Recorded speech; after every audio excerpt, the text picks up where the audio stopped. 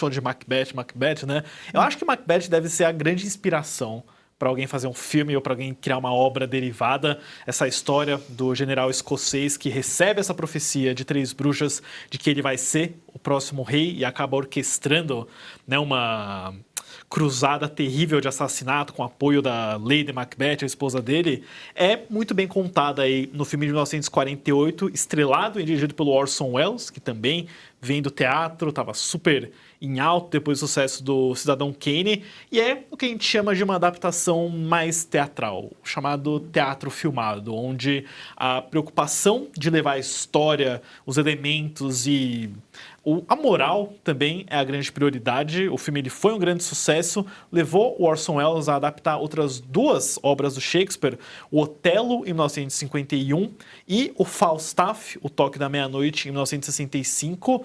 E é interessante pensar que o Orson Welles é uma das grandes vozes que veio do teatro, invadiu Hollywood e ele realmente quis se manter com Shakespeare. Isso é muito interessante. Bom, Lady Macbeth é um personagem incrível. Ela é o cérebro daqueles assassinatos todos. E também mostra, assim, o Shakespeare, ele tinha uma certa, vamos dizer assim, com a mulher, ele achava a mulher algo muito perigoso. Ele tinha uma cautela com as personagens femininas. E aí ele coloca o cérebro da maldade na Lady Macbeth. E Otelo, eu me lembrei que no Dom Casmurro, do Machado de Assis, quando o Bentinho está louco de ciúmes pela Capitu, imaginando que ela o está traindo com Escobar, eles vão a uma peça de teatro, e qual é essa peça? Otelo.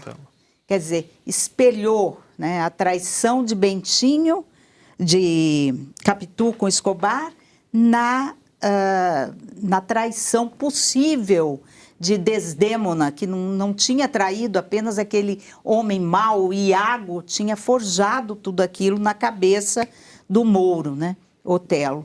Então a gente vê até na literatura brasileira essas referências. E do Welles é muito importante falar que, assim como o Lucas mencionou, né, que ele vem do teatro, é onde também a gente vê a força da palavra, né? Ele é um diretor que ele parte do pressuposto de que a palavra do Shakespeare ela é muito valiosa para ser alterada, ou o cenário também ser muito modificado, né? E tem até outro cineasta também que vai nessa linha aí. Sim, eu acho que se a gente começa a falar do Orson Welles do período mais clássico de Hollywood, no final dos anos 90, se tem alguém que levantou a espada de defesa a Shakespeare, é o britânico Kenneth Branagh, que você conhece como ator também, ele já atuou nos filmes de Harry Potter, por exemplo, mas ele é um apaixonado por Shakespeare e ele produziu algumas das adaptações mais fiéis e ambiciosas de todos os tempos. Aqui a gente está vendo um filme que se chama É Tudo Verdade, onde ele interpreta o próprio William Shakespeare, a Judi Dench faz a Agnes, mas o Branagh realmente estourou no cinema quando ele fez o Henry V, né, que é o filme que levou ele ao estrelato, levou ele até o Oscar também, e ele chegou a produzir adaptações do Muito Barulho por Nada também, mas a grande conquista que o Branagh teve como cineasta de Shakespeare foi o Hamlet, porque ele ousou adaptar Hamlet palavra por palavra. Completo. É um filme de 4 horas. 4 horas de filme, não mudou nada, ele é devoto àquele texto. Acho que ele foi até indicado ao Oscar de roteiro. Então, Kenneth Branagh e William Shakespeare indicados ao Oscar juntos. Então, esse é um lado, né? Esse é um lado onde você vai cegamente, né, como se fosse um texto sagrado, transportar tudo aquilo pra tela. E eu fico até imaginando se o Branagh um dia não vai querer fazer um Macbeth, né? Que acho que falta essa das que ele não fez. Né? E isso abre espaço para um debate que é interessante, né? Porque o cinema ele acaba também funcionando, nesse caso, como uma ferramenta para tornar a obra do Shakespeare mais acessível. Então, a partir do momento que você pega e adapta tudo palavra por palavra, você está investindo nessa acessibilidade ou não? A qualidade é inegável, mas essa é uma questão muito interessante quando você assiste a obra do Branagh, que às vezes acaba ficando mais perdida no mundo da cinefilia, mas que também tem o seu valor para quem quer conhecer mais do Shakespeare E até essas adaptações. E é ele que coloca assim num ambiente doméstico também, fazendo com que o espectador não pense só que aquilo acontece num castelo medieval, mas que acontece num ambiente, um ambiente qualquer, porque o filme, enfim, a peça se sustenta mesmo pela linguagem. Sim. Né? Esse é um tema também que o Joel Coen, que é da dupla dos irmãos, o Joel e o Ethan Coen, quando eles se separaram, o Joel foi realmente fazer Macbeth, foi a tragédia de Macbeth de 2021, com o Denzel Washington e a Frances McDormand, e ele foi por um caminho oposto, né? Oposto no sentido do cinema, porque ele também se ateve ao texto, é um texto integral da época, mas ele propôs uma adaptação onde os cenários são minimalistas, a luz é muito fraca também. Eu acho até interessante que ele é em preto e branco, né, porque ele não traz cores, ele até muda a etnia dos personagens, porque ele está realmente olhando para a palavra e os diálogos. Ele trouxe 2 atores fenomenais, né, o Denzel Washington fazendo Shakespeare, é incrível.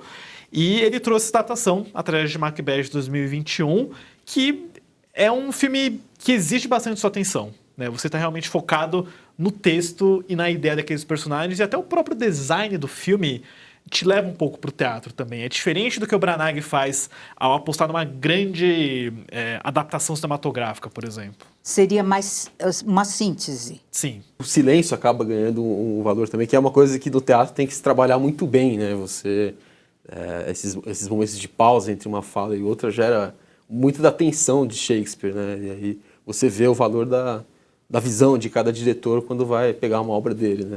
Certos silêncios, certas demoras são muito importantes para o ritmo do próprio texto. Com certeza. E a escolha dos atores também reflete muito na mensagem que se passa, né? Porque são atores mais sêniores, digamos assim, Sim. Então acaba reforçando muito a urgência, né, que tem, né? Essa foi uma pausa dramática de silêncio.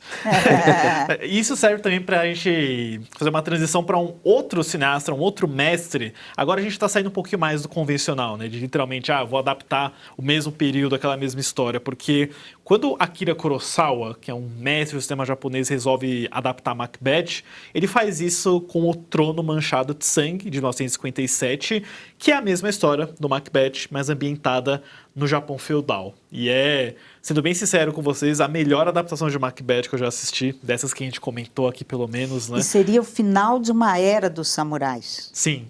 Eu acho que ele consegue fazer essa transição muito bem, né? Que é literalmente você pega os temas da história, os personagens, e você joga numa cultura completamente diferente. Eu acho que isso mostra o poder, né, das palavras do Shakespeare e da história que ele conseguiu desenvolver. Além de atemporais as ideias, elas não estão atreladas necessariamente à cultura, né? E apesar de Shakespeare trabalhar muito no contexto do protestantismo, do cristianismo e das grandes peças morais, né, que eles falavam, mas é isso, o valor das ideias é tão grande que se você jogar no Japão ou até jogar no Brasil, você consegue aplicar, né, em situações. É que independente de tudo é o homem, voltamos ao humano.